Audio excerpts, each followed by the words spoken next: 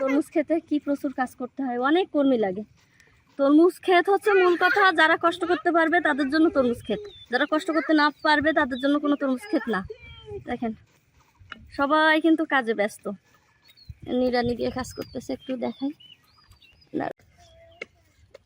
দেখেন, আর বিশেষ করে তরমুজ খেতে বেশিরভাগই নারীরাই কাজ করে, মহিলারাই কাজ করে বেশি। এই যে সবাই, এনাদের হচ্ছে ঘন্টা ঘন্টা প্রতি, তাই না? ঘন্টা না, ঘন্টা না? কখন আইছেন, কখন আপনারা? আমরা 8টার দিকে। 8টার দিকে আসছেন। কয় ঘন্টা কাজ করবেন?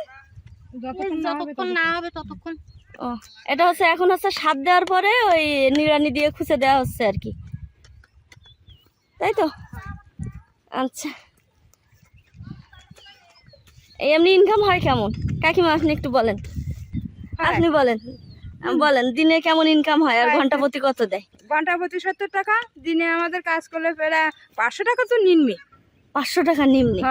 যাই হোক, আর উপরে তো এখন ঘরে বসে না থেকে আমাদের মানে গ্রামের নারীরা, এই যে এটাও কিন্তু একটা ভালো পথ যে টাকা ইনকাম করার, যে তাদের একটা কর্মের জায়গা বের হয়, খেতে খেতে কাজ করে।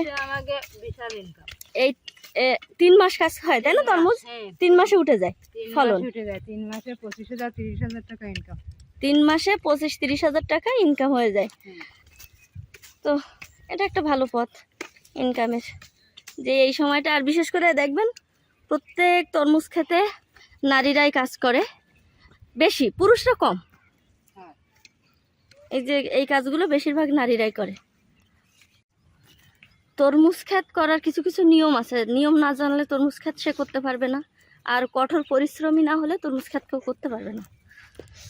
তো এই যে কিভাবে কখন কোন টাইমে সার দিতে হবে, কোন টাইমে বিষ দিতে হবে, মানে কীটনাশক।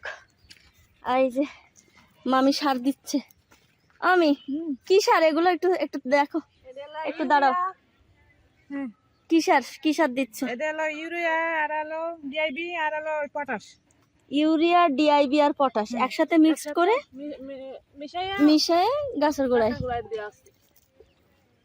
এই যে এর ভিতরে ইউরিয়া, ডিআইবি আর পটাশ একসঙ্গে, আর লবণ কাটা, নোনা কাটা, আর লবণ কাটা সার।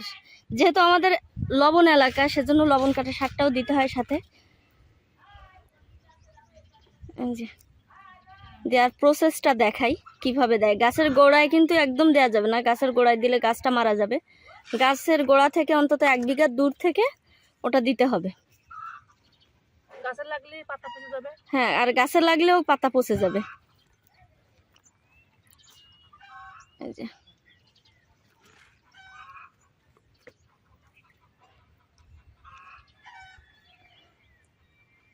যে মামার ক্ষেত এটা।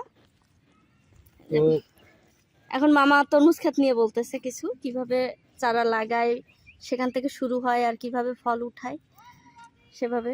প্রথম 3 চাষের পরে আমরা প্রথমত বেড করি, অর্থাৎ ড্রেন 3 হাত বাই 3 হাত ড্রেন করার পরে তারপরে তলে আপনার সার দেওয়া হয়, টিএসপি, ইউরিয়া, পটাশ, জিপসাম একসাথে করে তলে দেওয়া হয়। দেওয়ার পরে বেডটা বুঝানো হয়, বুঝানোর পরে অনেকে মেশিন দিয়ে সেচ দেয়। বেডের পরে দেওয়ার পরে ছোট ছোট করে আপনার 2 হাত বাই 2 হাত ছোটো ছোটো খুপি করা হয়।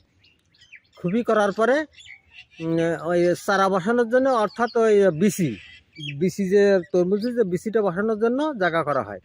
এবং তরমুজটা যে সময় কলা করে, গ্লাসে অনেকে করে, কেউ জাগে দিয়ে করে, 2 থেকে 3 দিনের ভিতরে কলা হয়ে যাওয়ার পরে ওইটা বসায় দেয়। বসায় দেওয়ার পরে 2 থেকে 3 দিনের ভিতরে ফুটে যায়। ফুটে যাওয়ার পরে তারপরে আমরা যে পোকার যে আক্রমণটা আসে, যেমন আমরা সিনজেন্টা কোম্পানি ব্যবহার করি, ভাটিমেক একতারা, এটা দিয়ে প্রথমে স্প্রে দেওয়া হয়।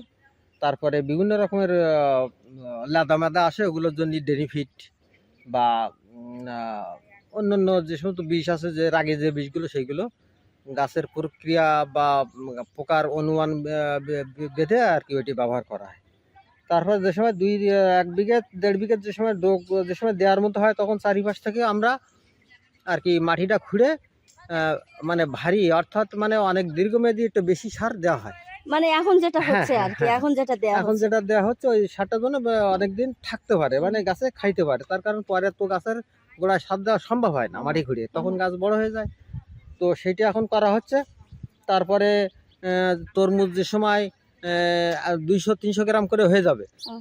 মানে যে সময় সব ফল প্রায় পড়ে যাবে, 12 না যে সময় এসে যাবে, তখন আমরা মেশিনের মাধ্যমে আর কি ড্রামে করে ওখান থেকে কীটনাশক। না তা? জল জল। দিয়ে পাঠাই, জলের সঙ্গে আর কি সার দিয়ে পাঠাই। আচ্ছা। হ্যাঁ, সার দিয়ে পাঠাই। এবং এইভাবে প্রত্যেক গাছের গোড়ায়, তো তখন গাছের গোড়াও চেনা যায় না, হুম। তখন গাছে আইটে যায়, এবং ওইভাবে আমরা জল আর ওই সার একসাথে করে দিয়ে যাই। দেওয়ার পরে মনে করো তরমুজ গাছে কোনো সমস্যা যদি না হয়, 2 থেকে আড়াই মাসের ভিতরে ফসল পাওয়া যায়। 2 থেকে আড়াই মাসের মাসের ভিতরে মানে হ্যাঁ। খাওয়ার উপযুক্ত হ্যাঁ, তরমুজ উপযুক্ত, পাওয়া যায়, হ্যাঁ, কাটার বিক্রির হ্যাঁ। উপযুক্ত।